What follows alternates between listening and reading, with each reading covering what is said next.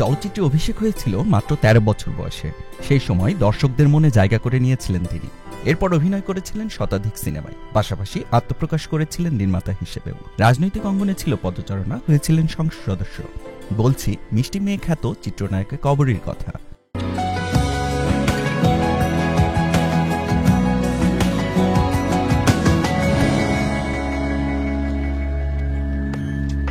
এই অভিনেত্রীর পারিবারিক নাম মীনা পাল, তবে রূপালী পর্দায় অভিষেকের সময় তার নামটি বদলে কবরী রাখেন নির্মাতা সুভাষ দত্ত।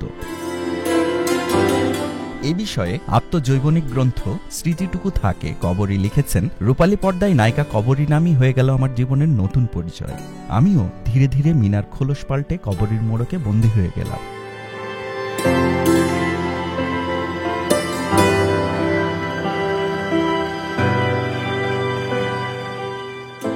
মৃত্যুকালে কবরীর বয়স হয়েছিল ৭০ বছর। এর মধ্যে জীবনের ৫৬ বছরই তিনি চলচ্চিত্রে কাটিয়েছেন। প্রথম সিনেমা ছিল সুতরাং। সুভাষ দত্তের পরিচালনায় এই ছবি ১৯৬৪ সালে মুক্তি পেয়েছিল। সে সিনেমাতেই জরিনা চরিত্রে দর্শকের মন জিতে নেন কবরী। এরপর আর তাকে পেছনে ফিরে তাকাতে হয়নি। অভিনয় করেছেন একের পর এক চলচ্চিত্রে। নগদের কাছে সব গ্রাহকই প্রিয়, তাই তো সারা দেশে ক্যাশ আউট চার্জ সবচেয়ে কম। কবরী অভিনীত চলচ্চিত্রের মধ্যে সাত ভাই চম্পা, সুজন সখী, আবির্ভাব, বাঁশরী, যে আগুনে পুরী, দ্বীপ নেভে নাই, দর্পচূর্ণ, ক খ গ ঘ ঙ, বিনিময়, ময়নামতি, তিতাস একটি নদীর নাম, সারেং বউ, নীল আকাশের নিচে উল্লেখযোগ্য।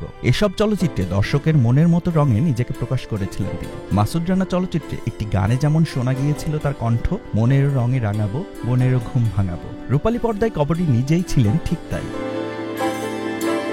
অভিনয়ের পাশাপাশি কবরী যুক্ত ছিলেন প্রযোজনা ও পরিচালনাতেও। ২০০৫ সালে মুক্তি পায় তার পরিচালিত প্রথম সিনেমা আয়না। চির ঘুমের দেশে পাড়ি দেবার আগে তিনি পরিচালনা করেছিলেন এই তুমি সেই তুমি নামের একটি সিনেমা। বর্তমানে তা রয়েছে মুক্তির অপেক্ষায়।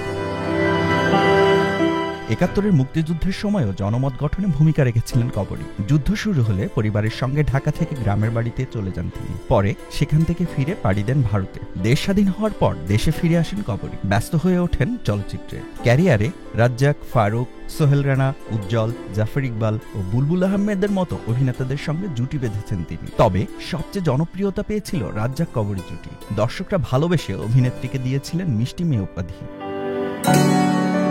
এক পর্যায়ে সক্রিয়ভাবে রাজনীতিতে যোগ দেন কবরী। ২০০৮ সালে বাংলাদেশ আওয়ামী লীগ থেকে জাতীয় সংসদ সদস্য নির্বাচিত হন তিনি। বেশ কিছু নারী অধিকার ও সমাজসেবামূলক সংগঠনের সঙ্গেও যুক্ত ছিলেন তিনি। প্রসঙ্গত, ১৯৫০ সালের ১৯ জুলাই চট্টগ্রামের বোয়ালখালীতে জন্মগ্রহণ করেন কবরী।